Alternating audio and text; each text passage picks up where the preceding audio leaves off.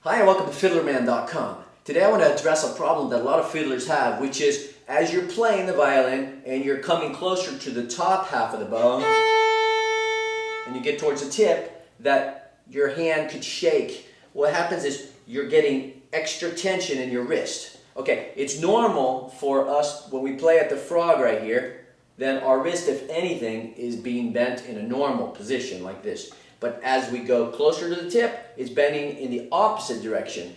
You can play with a little more side of the hair rather than playing full flat like this. So turn your wrist so it's not bent backwards. Turn it forward and then turn the bow slightly so you have a little more flat of the hair. So now my wrist is not quite as bent as it would have been if I used the same normal position all the way down.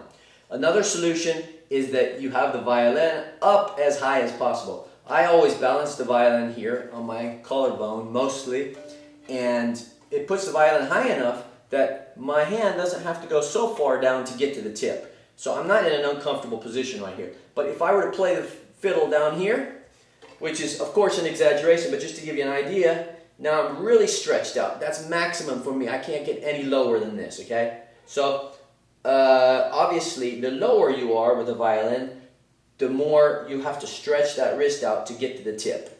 So if you get the violin up just a little higher than you normally do, that will help you. Okay? Another thing is to keep your fingers together. If you spread your fingers and try to play down here, you get this tension, your hand can start to shake. Well, if you keep your fingers together, it might be more comfortable for you and you won't get as much tension. Also, don't squeeze the bow unnecessarily. If you want to get power here, you see my fingers are flexing.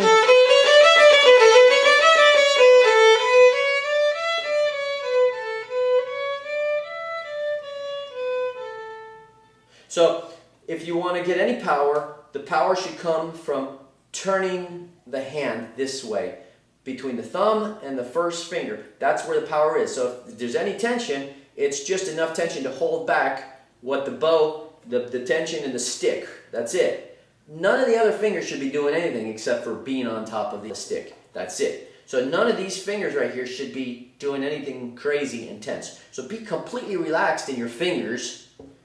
Try not to bend your hand back too far.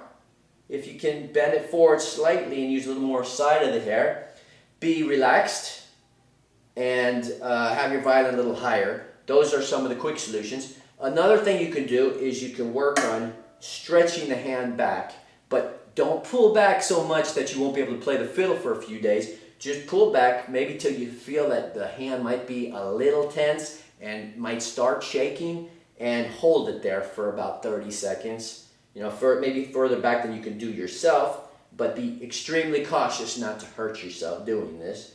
And perhaps do it 3 times a day, morning, afternoon, and evening, every day for a few weeks. See if it helps you out.